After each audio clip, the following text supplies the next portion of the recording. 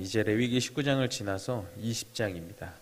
오늘은 20장에 있는 내용을 사실 다 봉독을 했어야 되는데 너무 길어서 7절과 8절만 봉독을 했습니다. 그런데 설교 내용에는 20장에 있는 몇몇 교훈들을 발췌해서 나눠보려고 합니다. 20장은요 18장과 19장에서 다루었던 내용이 비슷하게 다뤄지고 있습니다. 근데 다른 점이 있다면요 18장과 19장은 무엇을 하지 마라 라고 명령만 다뤘던 반면에 20장은 이제 어떻게 되냐면요 어겨졌을 경우에 어떻게 되는지 결과 중심으로 이야기가 펼쳐집니다. 어떤 내용들이 있는지 간단히 살펴보면요 이러이러한 내용들이 나옵니다. 몰렉이라는 이방신에 대한 제사 금지의 내용이 나오고요, 죽은 자와 접촉하는 것이 금지, 혼백을 불러내는 여자와 마법을 쓰는 사람과 어울리는 것, 이런 것에 대한 금지 명령이 나옵니다. 또한 부모님을 공경해라, 마지막으로는 금지된 성관계들에 대해서 규례가 주어지고 있습니다. 그렇다면 몇몇 부분에 대한 이야기를 나눠보면요, 먼저는 몰렉 제사와 관련된 이야기입니다. 하나님께서는 20장 2절과 3절에 몰렉에게 자식을 제물로 준다면 그는 사형에 처해져야 되고 돌로 쳐서 죽여야 된다고 명령하십니다. 당연하게도 우상을 섬기는 것에 대한 금지 명령입니다.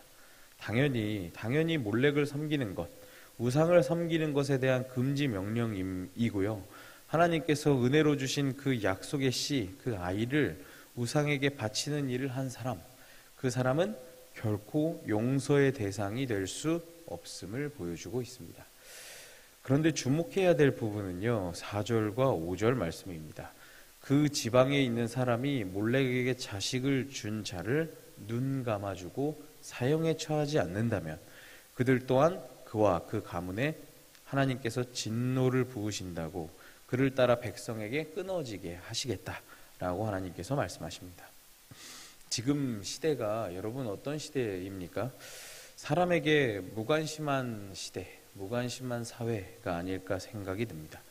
저만 해도 같은 아파트에 살지만 주변에 사실 누가 사는지 잘 모릅니다. 저희 앞집, 저희 윗집, 저희 아랫집 누가 사는지, 어떻게 지내는지 인사도 못 해보고 지내는 경우가 많습니다. 교회에서도 마찬가지죠. 우리 교회도 규모가 큰 편이기 때문에 서로 잘 모르는 분들도 계시죠. 마찬가지로 우리는 우리의 죄에 대해서는 경각심을 가지고 날마다 주님 앞에 나아가 회개하지만 우리 주변 사람들에게는 혹은 주변 사람들의 죄, 그리고 우리 교회 안에 있는 일들에 대해서는 큰 관심이 없고 방관하고 있진 않은지, 그 이야기입니다. 중요한 것은 죄에는 전염성이 있다는 것입니다. 결국에는 주변에까지 물들게 됩니다. 같은 운명에 처하게 된다라는 것입니다. 보통은 우리 주변에서 죄를 지으면 인간적인 정 때문에 혹은 아는 사이라서 혹은 관계가 좋아서 쉬쉬하는 경우가 많죠. 그냥 넘어가는 경우가 많습니다. 그러나 기억하셔야 될 것은요, 거룩한 백성은 인간관계보다 하나님과의 관계를 더 중요하게 여겨야 한다. 하나님과의 관계를 더 무서워해야 한다라는 것입니다. 또 다른 이 말씀의 해석이 있는데요. 이것은 먼저 함께 나눈 말씀은 내가 다른 사람의 죄를 눈 감아주는 것에 대한 이야기였다면, 두 번째 해석은 그 공동체 자체가 죄를 짓고 있었다라는 것입니다. 이해가 되십니까? 우리 공동체가 죄를 짓고 있었기 때문에 이 사람이 지은 죄를 아무도 얘기하지 못했다라는 해석입니다.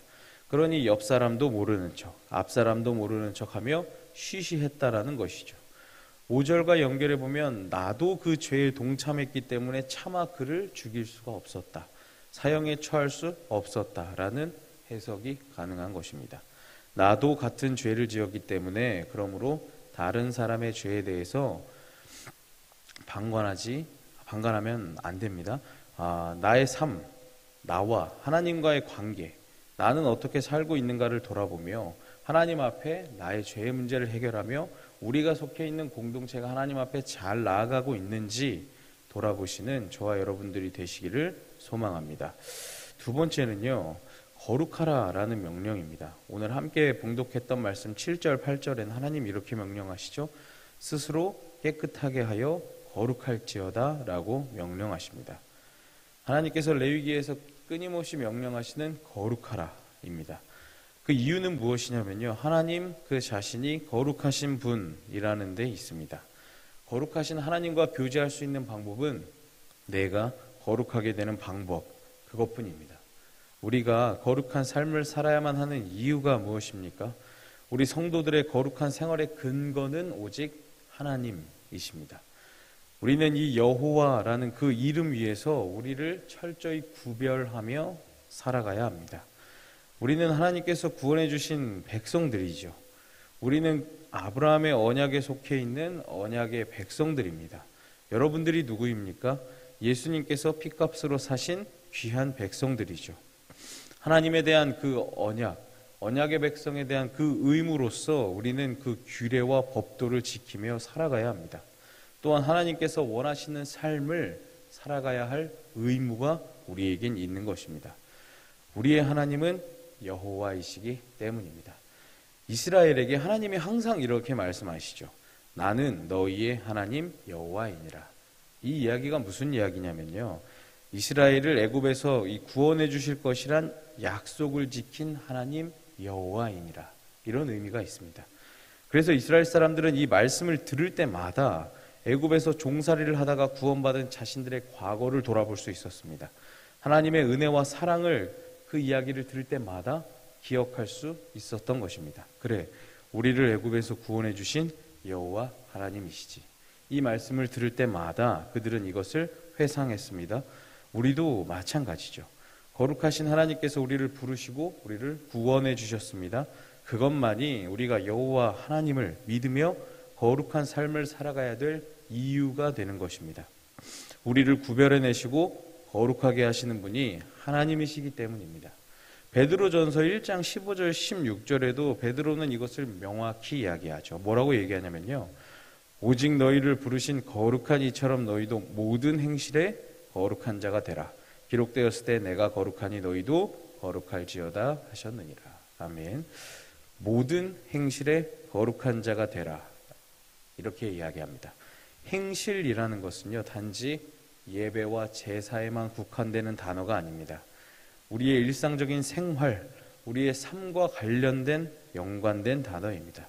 세상 속에서 하나님을 닮아가기 위해서 그곳에서, 여러분이 선 그 일상생활의 그곳에서 거룩한 삶을 위해 우리의 행동, 우리의 말, 우리의 마음, 인격, 성품 모든 부분에서 하나님을 닮아가기 위해 노력하셔야 되는 것입니다.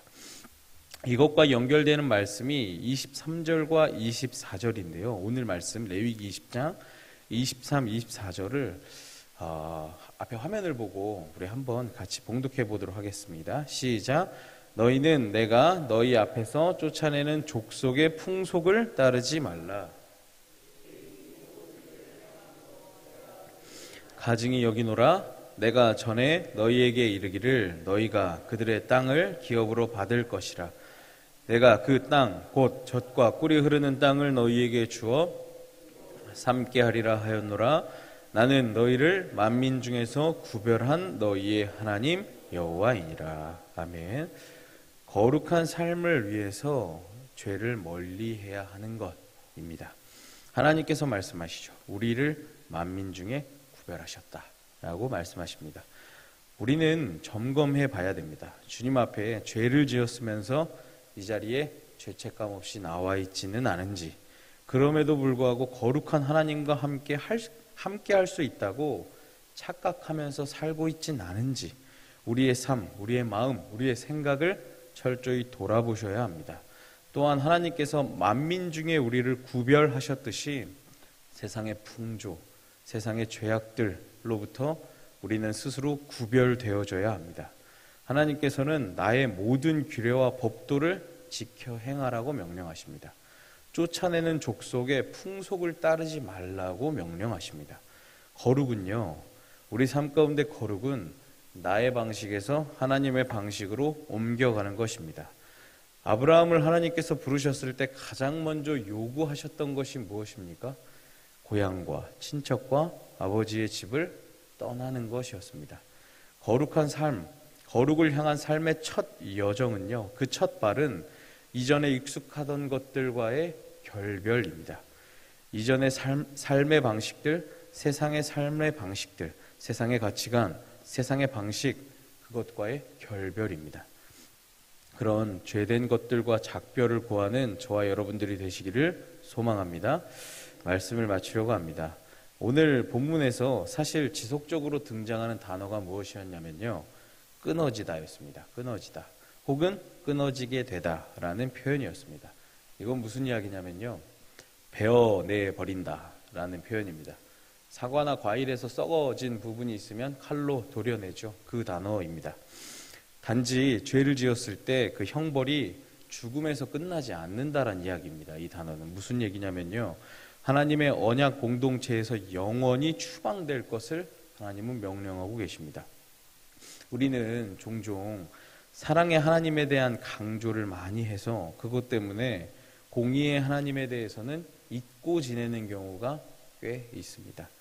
하나님께서는 근데 어떤 분이시냐면요, 가증한 죄를 결코 방치하시는 분이 아니심을 기억하시기 바랍니다. 이러한 하나님께 경외함과 두려움으로 나가셔서 우리의 삶을 온전히 주께 맡기며 옳은 길로 나아갈 때 거룩한 하나님의 모습, 거룩한 삶의 첫 발을 딛게 될 줄로 믿습니다. 기도하겠습니다.